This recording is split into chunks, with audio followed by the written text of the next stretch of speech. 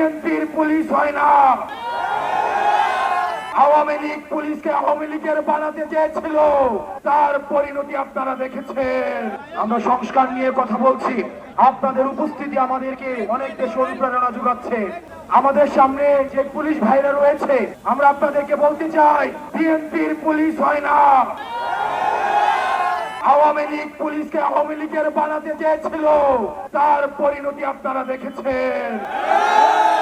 আমরা আপনাদেরকে বলবো, কোন রাজনৈতিক দলপন্থী না হয়ে আপনারা বাংলাদেশ পন্থী পুলিশ হয়ে উঠুন। আমাদের এনসিপির পুলিশও প্রয়োজন নয়। এনসিপি মনে করে জনতাই বৈধতা এবং জনতাই হচ্ছে ক্ষমতা। আমরা দেশটার উন্নয়ন চাই। পুলিশ ভাইদেরকে বলছি, পটিয়ায় যে ঘটনা হয়েছে, এই ঘটনার যদি পুনরাবৃত্তি হয়, তাহলে ৫ই আগস্টের পুনরাবৃত্তি হবে। প্রিয় রংপুরবাসী, প্রিয় রংপুরের কুড়িগ্রামবাসী, আপনাদের হাতে আমরা আতিক ভাইকে তুলে দিয়ে যাচ্ছি।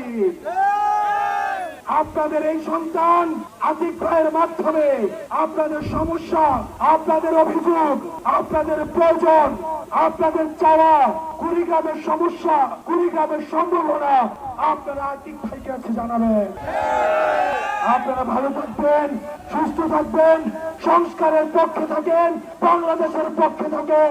জনতাই বৈধতা, জনতাই ক্ষমতা।